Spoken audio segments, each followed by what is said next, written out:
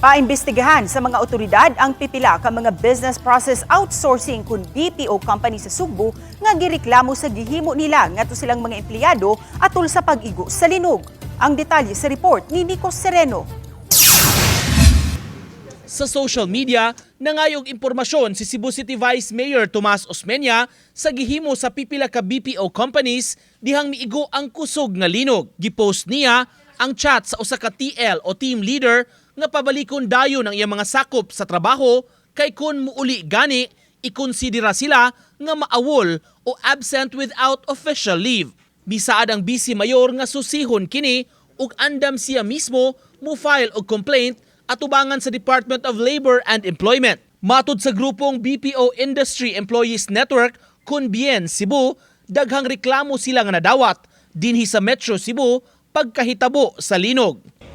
Ang pinakagrabe yung kaso nga nadawat namo ay kasong samtang naglinog kay gipatikya pa sila og call sa usa ka BPO company ug lain pa na pagbakwit sa mga employees kay gi-blockingan or gialihan ang ilahang exit silang office. Ang uban pa ani kay mga pag-threaten sa mga employees nga mo-assert sila katungod nga mo refuse to unsafe work ka i-threaten sila with notice to explain.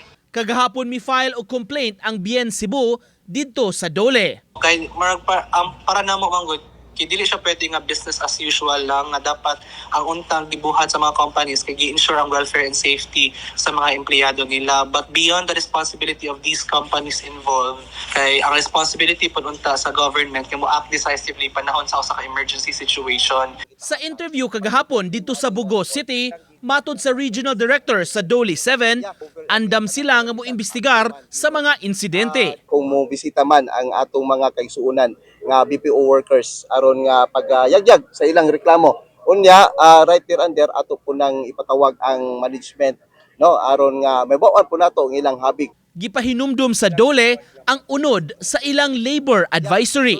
Tanang kalamidad, bagyo man, dinog, dili pwede nga mapugos ang atong mga empleyado pag-report nga to silang itrabuan, labi na kung doon nag imminent danger sa ilang life, sa ilang kinabuhi. So dili na siya pwede himuong ground for disciplinary action.